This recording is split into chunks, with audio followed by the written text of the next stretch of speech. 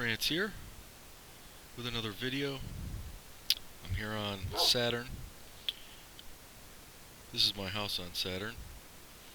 This is the community world for the server. Everybody's got a little build here. That's Daz's tower. He also built this triple helix, which is pretty cool. And today I'm going to take you to the blaze trap that I built. And here we've got all the different worlds that you can go to on the server. We're going to go to the Nether, of course.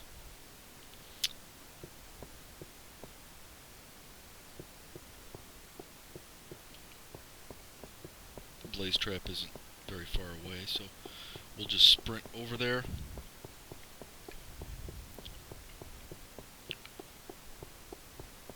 And here's the top of the trap right here.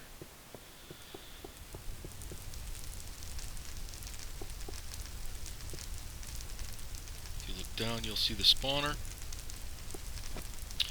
Now the whole top portion of this trap is based on Etho's original design. And yeah, it's got a few little quirks in it, like these little dead spots in the corners. And occasionally they get trapped on a block and they get injured and crushed and they end up dying before they ever reach the bottom of the trap. But I think in the next update, when we get a new Nether, I think I will approach this whole design and change it up a little bit and try to avoid those little dead spots. It's really the only problem with the trap itself. Now originally when Etho posted his design, it was for single player, and I don't think he knew that it just didn't work in multiplayer. But I built it anyway and changed up the design a little bit so that you didn't have to punch them. In fact, I built the trap so that you could use snowballs to kill them.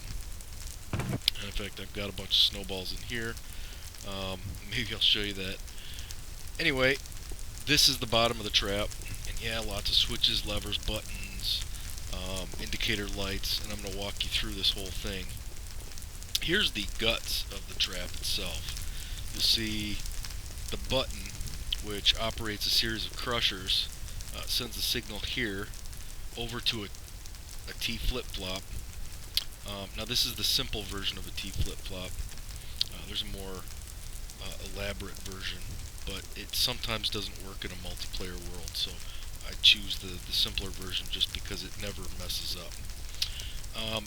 Now the signal runs over to the piston where it gets split just before the piston, and it runs this series of delayed repeaters, so that when you hit the button, this block moves over here, and when the block is over this torch, it is able to send signal over to this redstone where it activates the crushers.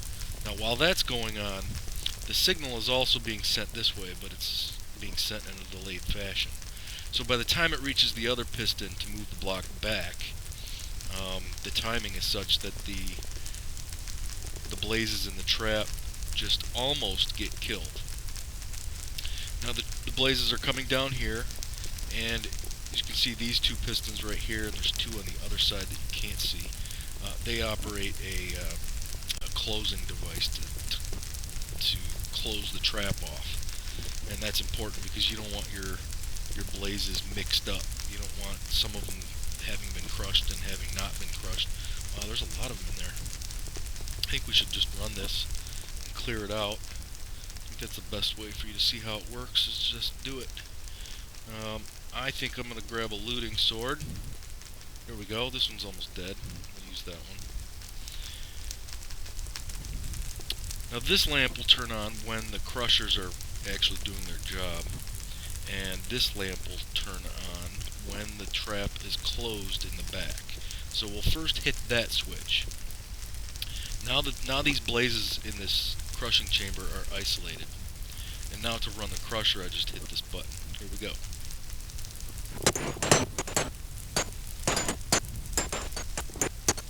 You can see them all getting crushed in there. Now that they're done being crushed, they're almost dead. You can punch them, you can throw snowballs at them. In fact, I can do that for you real quick. Just grab a snowball real quick and show you that originally when I built this little platform here, all you did was throw a snowball at their feet and they die, and that's it. You can collect the EXP and the drops, but I choose to use a looting sword and to use this little channel here, this little trench, and with one hit they're dead, and the looting 3 enchantment gives me pretty much the max drops from every blaze that I kill. And we'll see exactly what I get from them in a minute. Now, if you remember, I was at level 0 on the experience meter. As you can see, some of them are kind of trapped in the back there. I got this nifty little button back here. Just hit that, and it pops them forward.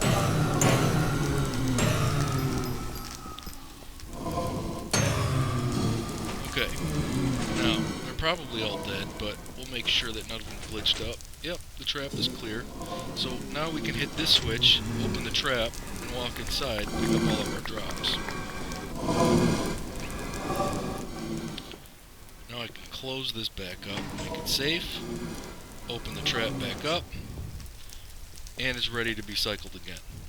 Now I've got this here as well because they can get kind of trapped in the back there, and if you nudge them, they tend to move around more.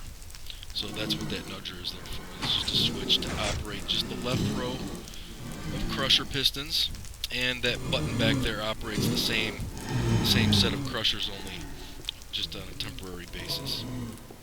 So that's the trap, and that's how it works.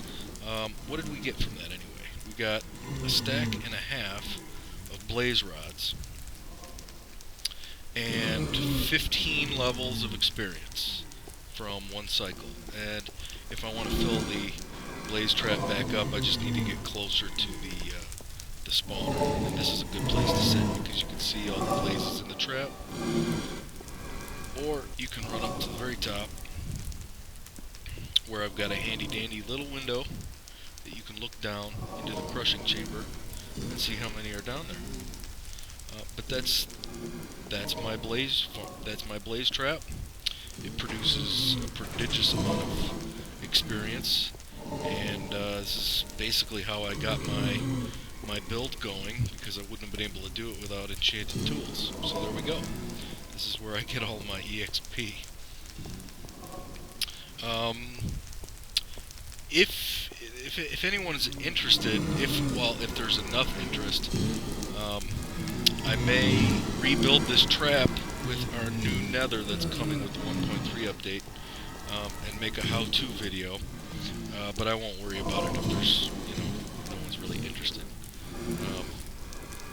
And if anybody has any questions about how I did something, or if you see something in the video that wasn't clear, just make a comment, ask a question. I'll get back to you pretty quick. In any case, I'm going to head back to my current build on Calypso, and, well, cheers. I'll see you later.